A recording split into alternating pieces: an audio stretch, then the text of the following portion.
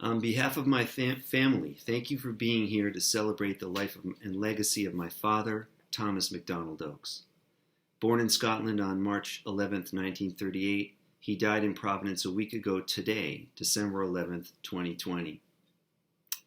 It's heartening to see so many people here.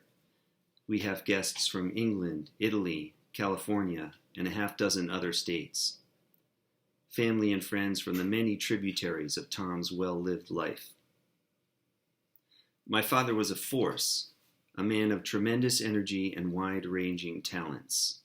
For close to 50 years, he worked as a mechanical engineer, and that's the career that brought him from England to the U.S. in 1967 with his young family in tow.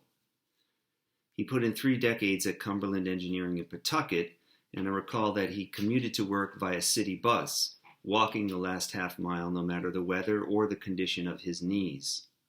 He was always on time.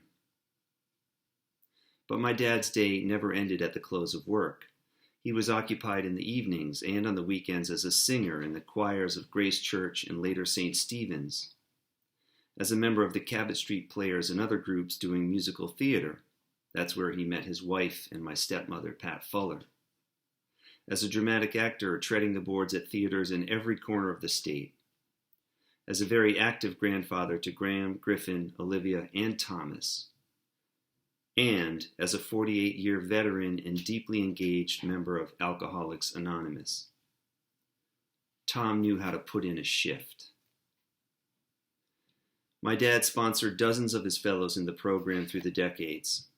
For several years, he ran a group at one of Rhode Island's prisons. I've been looking through his papers. He was a meticulous note-taker who never forgot a birthday or special occasion, and I've been struck by the 4th step, which instructs AA folks to make a searching and fearless moral inventory. That's the kind of credo that helped my father turn his life around and drive it ever forward. It's also a guiding principle that helped him make amends and repair damaged ties. My father and mother, Anna Cerruti, may have only been married for 11 years, but they had an enduring bond of appreciation and support that lasted until the end, a testament to both of their capacities to let go and let live. My father embodied the 12 steps. He had enormous creative drive. The choral work, the Grace Choir Church even cut an LP, led to Gelbert and Sullivan, and that led eventually to life in the dramatic theater, notably in The Crucible, Desire Under the Elms, The Dresser, Hamlet, The Tempest, Orpheus Descending, Enemy of the People, etc. He cultivated his craft. Here's a blurb from the Providence Journal. Searing, stunning, crackling across the set like a jolt of electricity. And from the Providence Phoenix, with restrained power and conviction, masterful.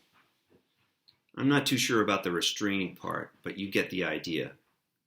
When he retired from his engineering gig, and I love that he cranked up his theater work with the extra time, he threw himself into the role of grandfather to my nephews Graham and Griffin with typical gusto.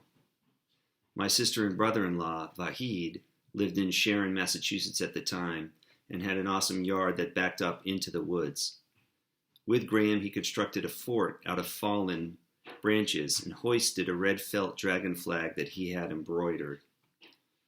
Like my father, the fort was very solidly constructed, still standing strong for Griffin to enjoy a few years later. He brought this same energy and affection as stepfather to Pat's kids, Polly, Peter, and Archie, and as step-grandfather to Emily, Alyssa, and Casey. His influence was wide. You may be wondering, when did this guy get any rest? Well, I can tell you that in the last 2 decades of his life, he slowed down and made a beautiful home with Pat at 230 Laurel Ave. This is the home that I will remember him in. This is the home that my wife, Catherine, and my children, Olivia and Thomas, will remember him in. It was a beautifully appointed house, cozy and snug, with a killer back deck and rock garden where we had many a joyous cookout. From the time my twins were infants, we would go down for overnight visits. The guest room was in the basement, and that's also where the kids would sleep, on cots in my father's workshop, surrounded by his drafting tables, drawing supplies, dress-up trunks, toy soldier armies, rubber band pistols, and books, books, books. Laurel Ave was a magic space for my kids and a true haven for Catherine and me. By the way, he would change their nappies when they were tots. The man knew how to put in a shift.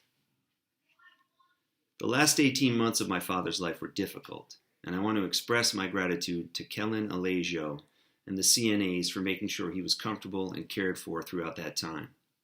It was a blessing for me and my sister to know that he was in such good hands.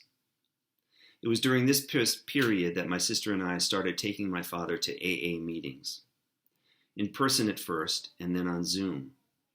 Fellowship, support, and absolute acceptance were palpable wherever we went, as was the understanding that there is wisdom gained in struggle, something my father understood in his bones.